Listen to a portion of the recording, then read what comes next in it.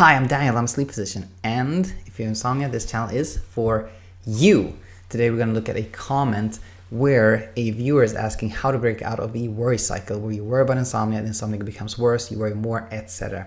We're going to look at practical advice, including how to focus all your worries into a very short time frame, and how to use a sleep diary to track positive, new, fun things. Hope you're doing fantastic today, wherever you are, whatever time zone you're in, and thank you for tuning in. We are gonna read a comment here shortly, and I hope this is gonna be really helpful. So let's just jump right in here. There's a comment here 11 years ago from Just Eric's 101. Is it Justin Erickson, something like that? Maybe, I don't know. But it is a comment on episode 166, how to break the spiral that feeds insomnia and all its components. So just briefly on that video 166, I think it's a helpful one, by the way, if you want to check that one out.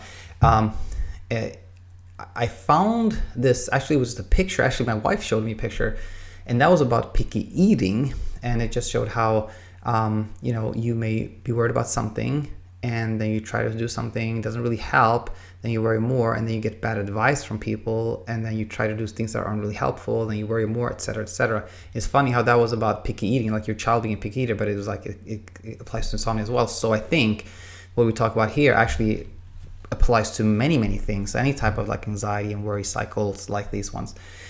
So with that said, let's jump in and read this comment. So this is what I'm just going to call you, Justin. I don't know what your name is, but I'm just gonna call you Justin. So this is what Justin wrote. This is what I'm currently going through. I keep worrying about insomnia and what it's going to be like if I keep having it.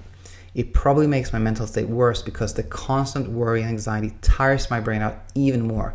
It's just a tough cycle to break out of, and I'm having trouble with it. I know it's irrational because I was sleeping fine about over 2 weeks ago with little issue. I tend to be a worrywart, and that's definitely not helping. It's making me sad, and it's draining energy and enjoyment out of my life. Any advice? First of all, like reading this comment, one thing that makes me very encouraged is that you only had trouble for about 2.5 weeks or so. Typically, the shorter your duration of insomnia has been, the faster. It's never good to have any expectations, but it tends to be a little bit easier to get over it when you haven't had it for a long time. Second thing that I think is really encouraging is that you've identified that it is kind of your worrying that is driving your insomnia, which is actually a big deal, because a lot of people go to that place where they believe that they have some kind of physical abnormality, like a hormonal imbalance or brain damage or something like that. And just getting past that belief is a big hurdle for a lot of people. So that puts you in actually a good position because you identify the problem correctly. So now getting more practical, I definitely recommend that you tune into Talking Insomnia number 12, where I talked to this psychologist named Nick Wignall. He's fantastic. He gave me so many good advice in that episode, which is about like anxiety. And one of them that I want to start off with, that he explains it better than I do, and I can, but here's what he said. So when you have a lot of like worries, anxiety, etc., one thing that's helpful is doing some kind of scheduled time to worry. And I had always thought of it as quite simply, you pick a time and you write down things that you worry about during a time frame, which should kind of, I think how many people do it, but what he told me was that you should do it in a little bit different way. Pick a time that I think typically like in the late afternoon or maybe early evening, not too close to bedtime, but not too early in the day either. Let's say 7 p.m.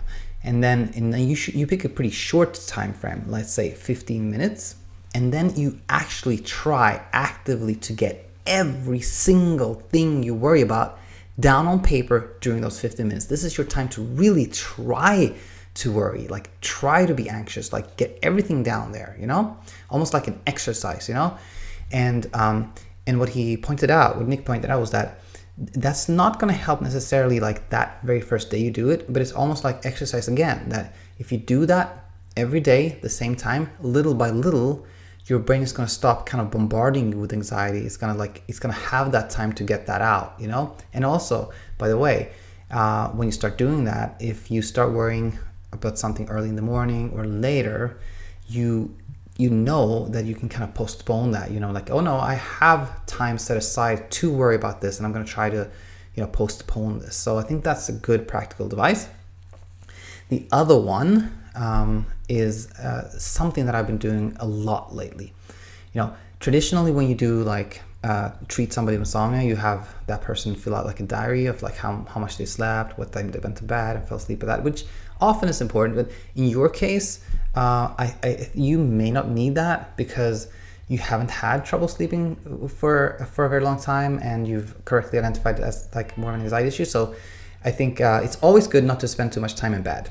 That's good for everyone. Spend like maybe 7 hours in bed, not more, and have a fixed wake up time. That's good for everyone. But I think a good way of using a diary is to come up with something that you don't usually do, something that's fun, something maybe you thought about doing for a long time but never got around to, maybe a new activity, or calling that friend that you haven't talked to, or hang out with somebody that, you know, you enjoy being with. Something that will make you, like, you have to take action, you know. Oh, now I'm getting sidetracked here, but I want to sneak this one in here. Something else I learned from Nick is that you cannot think your way out of anxiety. You cannot think your way out of insomnia. So basically you have to have actions planned. So try to plan something new, fun to do, even if you're tired, despite that fatigue, to do every day, and keep track of that. Like, write down what you did that was fun, and etc. I think that is a good way to like distract yourself and like try to be positive and do something fun every day. And was there anything more? I think that was it for now, and I hope this was helpful. And just, you know, stay in touch, and anything more comes up, any more thoughts, questions, etc., I'll leave another comment or email, and this goes for everyone. Please leave comments or email me, daniel@insomniainsight.co, and I'll see you back here Monday. Today's Friday, so have a good weekend. Okay, bye bye.